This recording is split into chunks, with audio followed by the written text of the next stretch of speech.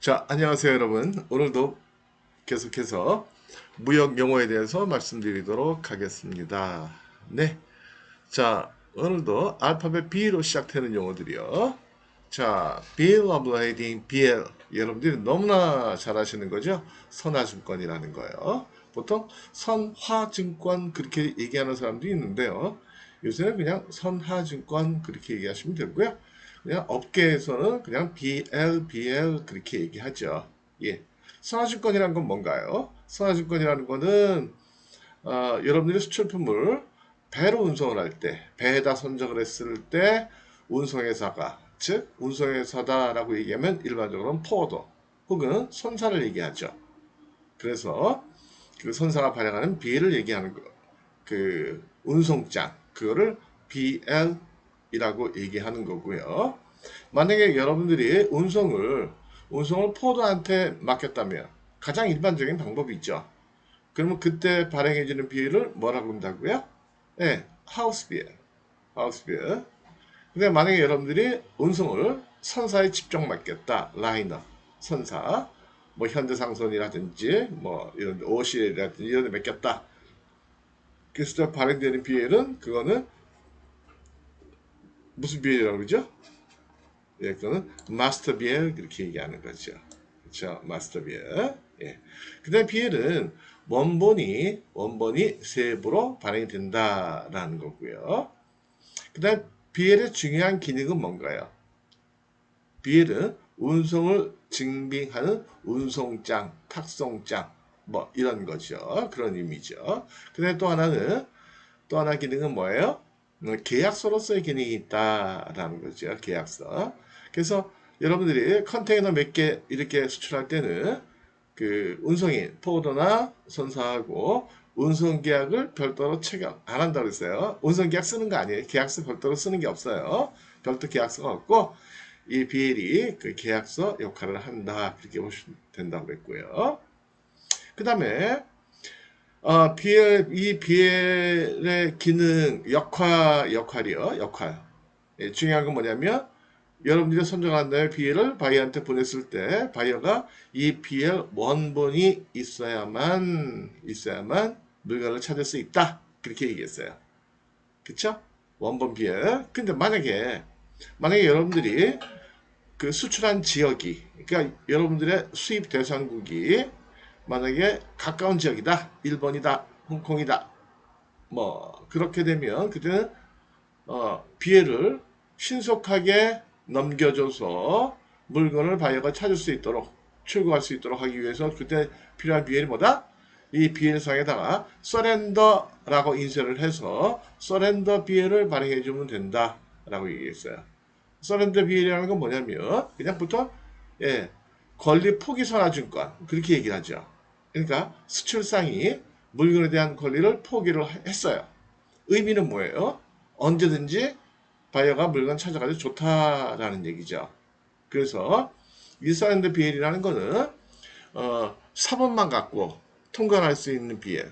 이걸 바로 뭐라고 그러냐면 서렌더 BL이다 그런다는 거죠. 예를 들어서 여러분들이 홍콩에다 물건을 수출했어요.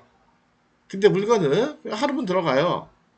근데 바이어가 생각해 보니까 자기가 BL 원본이 있어야지 물건을 찾는데 BL 원본을 받으려니까 시간이 걸린단 말이에요. 그래서 때 바이어들이 요청을 한다고요. 야, 이번엔 BL을 서렌더를 시켜줘. 무슨 말이에요?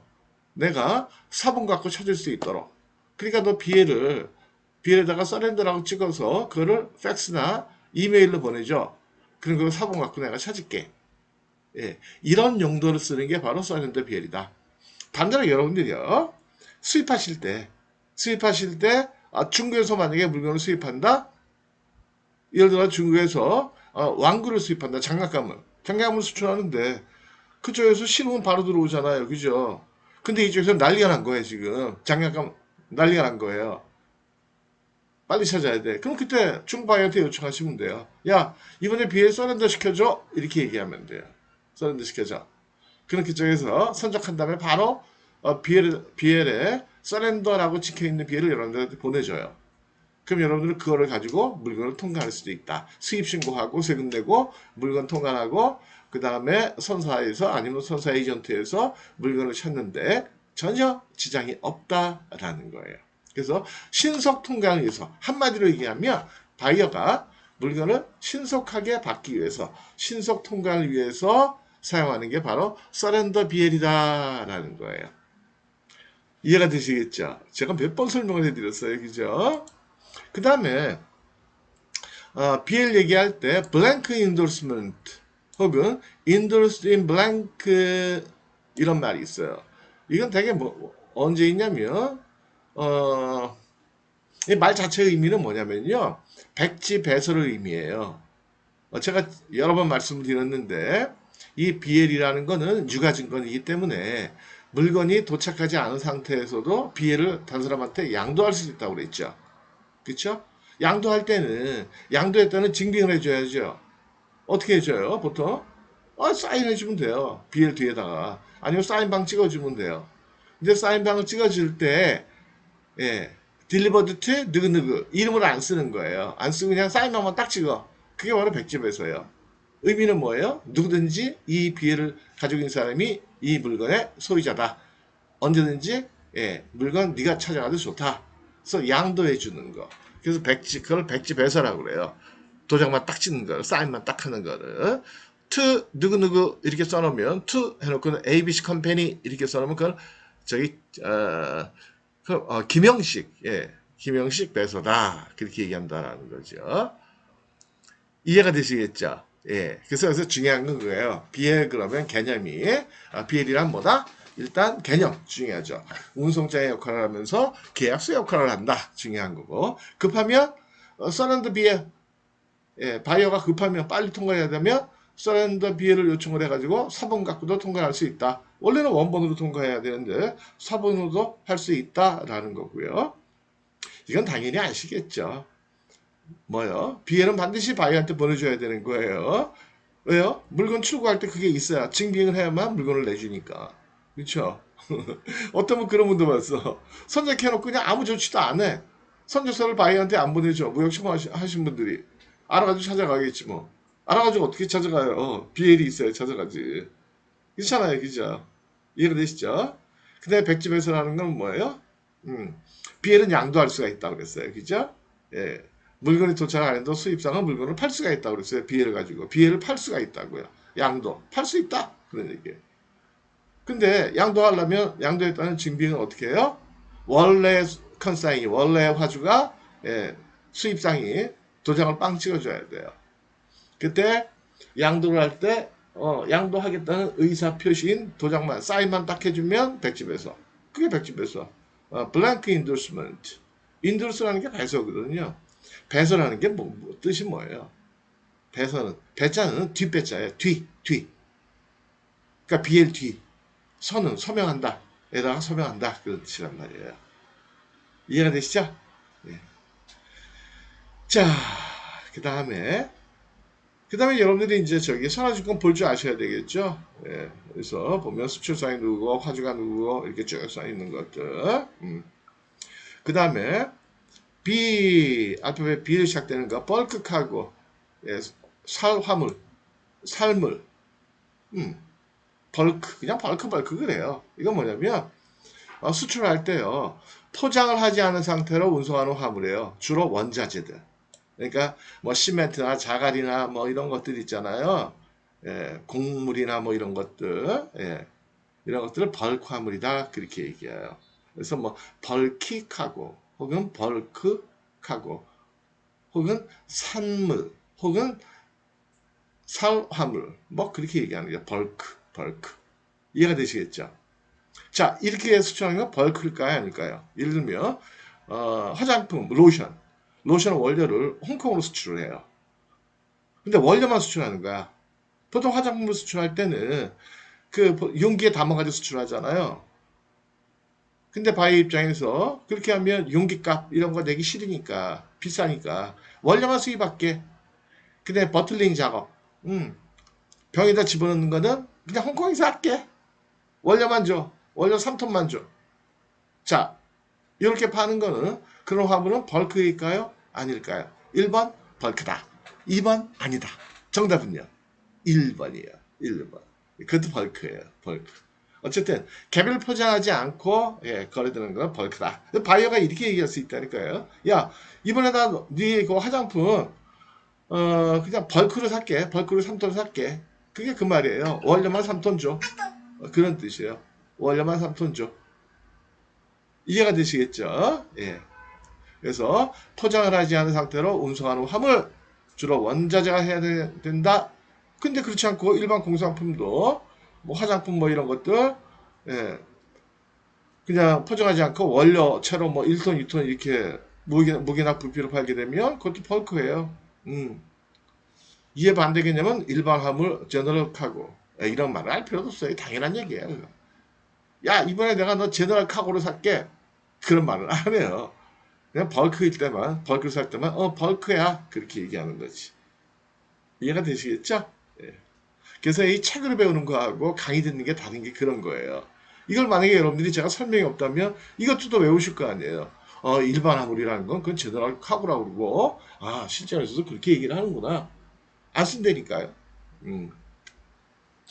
자, 그 다음에 또 B로 시작되는 영어, 바이어스 마켓. 반대는요, 셀러스 마켓. 예. 그래서 이거는, 바이어가 힘이 센 거예요. 그래서 상품의 공급이 많은 거야. 수요보다. 그래서 물품의 매매가 비교적 바이어의 의도대로 진행이 되는 그러한 시장을 바이어스 마켓. 되게 뭐 바이어스 마켓이죠. 뭐, 그쵸. 예. 손님이 왕이라고 그러잖아요. 되게 그래요. 그쵸? 근데 모르죠 또. 우리나라 그 삼성 반도체나 뭐 하이닉스 잘 나갈 때 요새 한번 잘 모르겠는데 잘 나갈 때 그때 완전히 그건 뭐 셀러스 마켓이잖아요. 반대로 셀러스 마켓이잖아. 그쵸? 팔면서도 배짱 튀기면서 파는 거죠. 국내 밥집들 그렇잖아요. 유명한 밥집들. 그렇잖아요. 그죠? 지 맘대로야. 주인 맘대로 줘. 먹으려고 말란 말어. 너무 아니라 손님 많어. 그냥 웨이팅 엄청 걸려 있어. 예. 그쵸? 근데 그런 경우가 드물잖아요. 그죠? 우리나라에서 밥집도 보면 맛집 그러면 그렇게 많지가 않아요. 많지가 않지 뭐. 대개는 다 장사가 잘 안 되잖아요. 그죠? 예. 그러니까 인터넷 찾아보면 맛집 그러면 이렇게 나오니까 맛집이 뭐 엄청 많네? 아니에요. 얼마 없으니까 나오는 거예요. 그렇죠? 신문에도 기사 나는 거는 독특하니까 나는 거지. 일반적인 내용은 신문에도 기사도 안 나가있죠. 마찬가지로 맛집이라고 소문나는 집 몇 집 없다. 그래서 대개는 바이어스 마켓이다. 그래서 결론은 우리가 이제 협상할 때 보면은 바이한테 많이 끌려가는 거예요. 이씨 바이 놓치면 어찌지? 바이 입장에서는 야 너 아니라도 나 살 때 많어. 딴 데서 살 거야. 그러니까 어떻게 협상할 때 잘 좀 해봐. 가격도 좀 깎아주고 그다음에 딜리버리 좀 빨리빨리 좀 해주고 그다음에 결제도 후보로 좀 하자. 뭐 이렇게 나오는 애들이 많다라는 거죠. 그래서 이거는 장사해본 사람 다 알고요. 무역해본 사람도 마찬가지예요. 다 알아요. 치사하다. 수출하는 게, 수출한다는 게 좋기는 좋지만, 기분은 좋은 일이지만, 그 성사될 때까지는, 열매가 맺기까지는 엄청 힘들다라는 거예요. 제가 지금, 저희 집 아파트 베란다 바깥에다가 철제 구조물을 만들어 놓고, 거기서 지금 제가 상추를 지금 처음 키우고 있거든요. 예. 이게 제 버킷리스트 중에 소소한 버킷리스트 중에 하나였어요. 했거든요. 근데 처음에 씨를 심었어요. 안 나더라고요. 그래서 저기 양재동 꽃시장 가가지고 모종으로 사왔어요. 갖다 심었거든요. 예. 요새 그거 보는 게 낙이에요. 제가 이 얘기 지금 왜 시작을 했죠? 예, 어쨌든 맞아요. 근데 잘 안 자라요. 예, 엄청 신경을 써야 돼요. 우리 상추 사 먹을 때는 엄청 싸고 그 다음에 이렇게 막 금방금방 자라는 것 같은데 이것도 신경 많이 써야 되겠더라고요. 그 농민분들이 엄청 신경 많이 쓰시는 거예요. 예, 뭐 심을 때부터 시작해가지고 그 다음에 물 주는 거, 그 다음에 또 이렇게 영양분 공급해 주는 거, 뭐 이런 것들이 중요한 것 같더라고요. 저는 그냥 처음이니까 누구한테 배우지도 않고 대충 해놓으니까는 잘 안 자라요. 음. 그래서 맨날 보면 조금씩 잘하는 것 같아요. 그게 낙이에요. 자, 어쨌든, 예. 바이어스 마켓이다. 그래서 셀러가 보통은, 바이어한테 협상할 때 좀 이렇게 양보하는 경우들이 사실은 좀 많다라는 거죠. 가격도 좀 깎아주고, 결제도 좀 양보해주고, 그런 경우들이 많다. 좀 괴롭죠. 그 다음에 바잉 오피스라는 거예요. 자, 바잉 오피스라는 거는, 예, 외국의 수입업자의 위임을 받아 국내에서 물품을 구매 대행해 주는 거죠. 뭐. 전번에 말씀드렸죠. 바잉 오피스. 예, 언제 말씀드렸나요? 무역업의 수익 모델 7가지. 바이오 오피스. 그러니까 해외에 있는 그 바이어의 의뢰를 받아가지고, 야, 한국에 있는 청바지 좀 수입하려고 그러는데 잘 모르니까 네가 좀 청바지 업체 수배해줘. 그럼 수배해주고. 하는 일이 그런 거예요. 수배해주고. 예, 그 다음에 바이어가, A라는 회사, 이 회사 꽤 좋을 것 같다. 얘하고 협상을 좀 해줘. 그 협상을 대신해 주는 거예요. 그 다음에 이제 물품 생산할 때, 그 다음에 계약 체결할 때 도와주고, 물품 생산하는 과정에서 한번 가서 봐주고, 그다음에 생산이 되면 그 검사나 검수, 인스펙션 한번 해주고, 예, 이런 것들을 해주고, 그 다음에 선적이 되면 커미션 받는 거. 대략, 바이어한테 받을 때 한 3% 정도?